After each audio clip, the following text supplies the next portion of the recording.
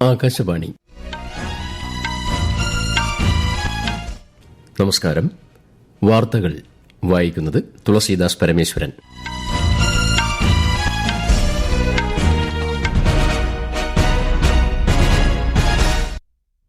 പ്രധാന വാർത്തകൾ. ത്രിരാഷ്ട്ര സന്ദർശനത്തിനായി പ്രധാനമന്ത്രി നരേന്ദ്രമോദി ഇന്ന് യാത്ര തിരിക്കും.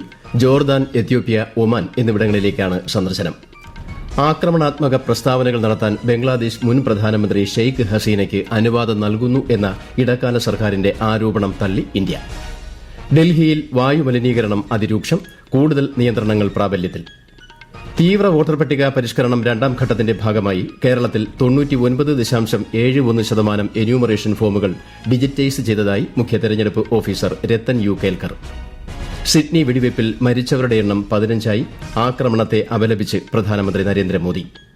ദക്ഷിണാഫ്രിക്കയ്ക്കെതിരായ 2020 പരമ്പരയിലെ മൂന്നാം മത്സരത്തിൽ ഇന്ത്യയ്ക്ക് 7 വിക്കറ്റ് ജയം. വാർത്തകൾ വിശദമായി. ത്രിരാഷ്ട്ര സന്ദർശനത്തിനായി പ്രധാനമന്ത്രി നരേന്ദ്രമോദി ഇന്ന് യാത്ര തിരിക്കും. ജോർദാൻ, എത്യോപ്യ, ഒമാൻ എന്നിവിടങ്ങളിലേക്കാണ് പ്രധാനമന്ത്രിയുടെ സന്ദർശനം.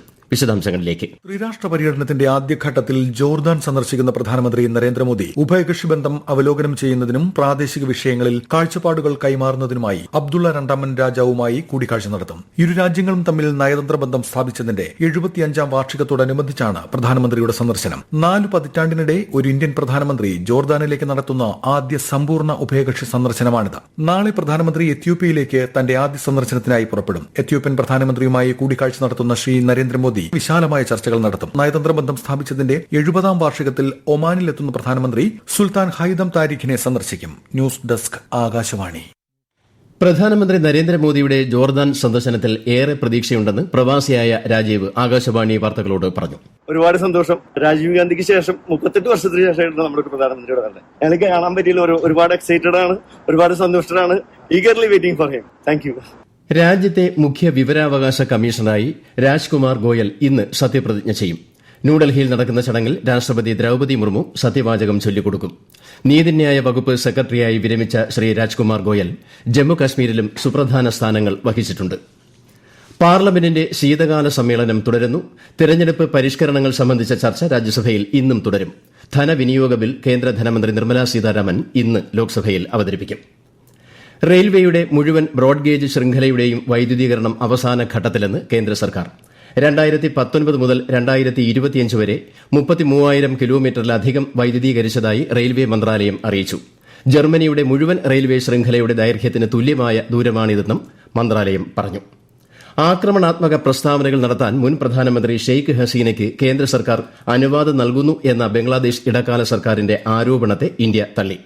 ബംഗ്ലാദേശ് ജനതയുടെ താൽപര്യങ്ങൾക്ക് വിരുദ്ധമായ പ്രവർത്തനങ്ങൾക്ക് ഇന്ത്യയെ ഉപയോഗിക്കാൻ ഒരിക്കലും അനുവദിച്ചിട്ടില്ലെന്ന് വിദേശകാര്യ മന്ത്രാലയം പ്രസ്താവനയിൽ അറിയിച്ചു. ആഭ്യന്തര ക്രമസമാധാനം ഉറപ്പാക്കാൻ ഇടക്കാല സർക്കാർ നടപടി സ്വീകരിക്കുമെന്ന് ഇന്ത്യ പ്രതീക്ഷിക്കുന്നതായും മന്ത്രാലയം വ്യക്തമാക്കി. ഓസ്ട്രേലിയയിലെ സിഡ്നിയിലുണ്ടായ വെടിവയ്പിൽ മരിച്ചവരുടെ എണ്ണം 15ആയി. 28 പേർക്ക് പരിക്കേറ്റു. സംഭവത്തിൽ ഓസ്ട്രേലിയൻ പ്രധാനമന്ത്രി ആന്റണി ആൽബനീസ് അതീവ ദുഃഖം രേഖപ്പെടുത്തി. ആക്രമണത്തെ അപലപിച്ച പ്രധാനമന്ത്രി നരേന്ദ്രമോദി ഭീകരതയ്ക്കെതിരായ പോരാട്ടത്തിന് പിന്തുണയും പ്രഖ്യാപിച്ചു. വിദേശകാര്യമന്ത്രി എസ് ജയശങ്കറും ആക്രമണത്തെ അപലപിച്ചു.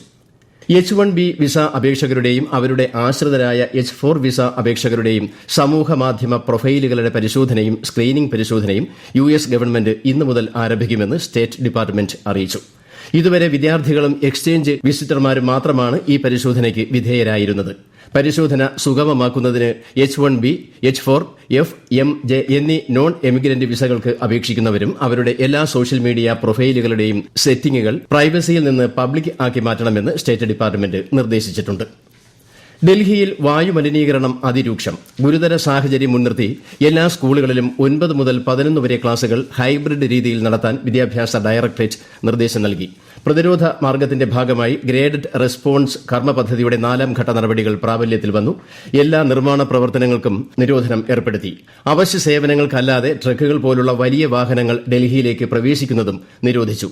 എല്ലാ സർക്കാർ സ്വകാര്യ ഓഫീസുകളിലും 50% ജീവനക്കാർക്ക് വർക്ക് ഫ്രം ഹോം ഏർപ്പെടുത്താൻ ഡൽഹി സർക്കാർ നിർദ്ദേശം നൽകിയിട്ടുണ്ട്.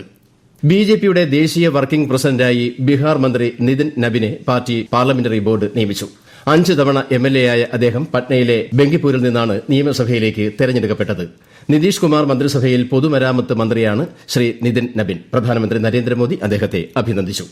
ഇന്ത്യൻ പര്യടനത്തിന്റെ ഭാഗമായി ഫുട്ബോൾ ഇതിഹാസം അർജന്റീനയുടെ ലയണൽ മെസ്സി ഇന്ന് ഡൽഹിയിലെത്തും. ഉച്ചയ്ക്ക് 1 മണി മുതൽ 4 മണി വരെ അരുൺ ജെയ്റ്റ്ലി സ്റ്റേഡിയത്തിലാണ് മെസ്സി എത്തുന്നത്. സന്ദർശനത്തിന്റെ ഭാഗമായി ഡൽഹിയിൽ ഗതാഗത നിയന്ത്രണങ്ങൾ ശക്തമാക്കി. ഇത് സംബന്ധിച്ച മാർഗ്ഗനിർദ്ദേശങ്ങൾ ഡൽഹി ട്രാഫിക് പോലീസ് പുറപ്പെടുവിച്ചു. മുംബൈ സന്ദർശനം പൂർത്തിയാക്കിയാണ് മെസ്സി ഇന്ന് ഡൽഹിയിൽ എത്തുന്നത്. ഈ വാർത്തകൾ ആകാശവാണിയിൽ നിന്ന്. ആകാശവാണി വാർത്തകളും വാർത്താ അധിഷ്ഠിത പരിപാടികളും All India radio news Thiruvananthapuram YouTube ചാനലിലും @all India radio news Thiruvananthapuram Facebook പേജിലും AIR ന്യൂസ് _തിരുവനന്തപുരം ഇൻസ്റ്റഗ്രാം അക്കൌണ്ടിലും @AIR ന്യൂസ് _TVM X ഹാൻഡിലും ലഭ്യമാണ്. ഒരറിയിപ്പ്.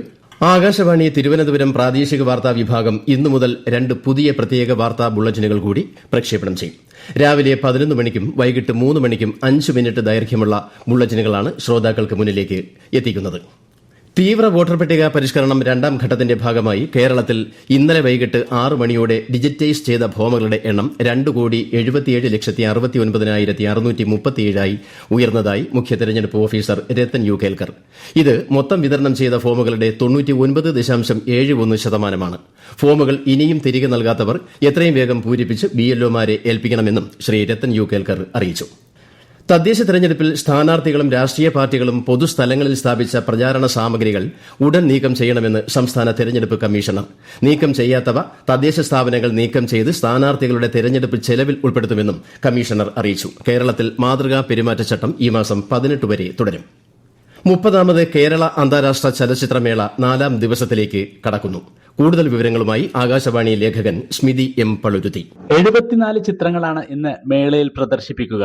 ബെർലിൻ മേളയിൽ ഏറ്റവും മികച്ച ആദ്യ ഫീച്ചർ ഫിലിമിനുള്ള പുരസ്കാരം കരസ്ഥമാക്കിയ ഫാം നോഖാന്റെ കൂ ലീ നെവർ ക്രൈസ് 9 മണിക്ക് പ്രദർശിപ്പിക്കും. കഴിഞ്ഞ വർഷങ്ങളിൽ സുവർണ ചകവരം നേടിയ ഇറാനിയൻ ചിത്രം അബൌട്ട് എല്ലി, ഏഞ്ചൽ ഫാൾ, കാൻ മേളയിൽ ആയുഷ്കാര പുരസ്കാരം നേടിയ യൂസഫ് ഷഹീന്റെ ദി അതർ എന്നിവയും ഇന്ന് പ്രദർശിപ്പിക്കുന്നുണ്ട്. മേളയ്ക്ക് അനുബന്ധമായുള്ള കേരള ഫിലിം മാർക്കറ്റ് ഇന്നലെ മുതൽ ആരംഭിച്ചിട്ടുണ്ട്.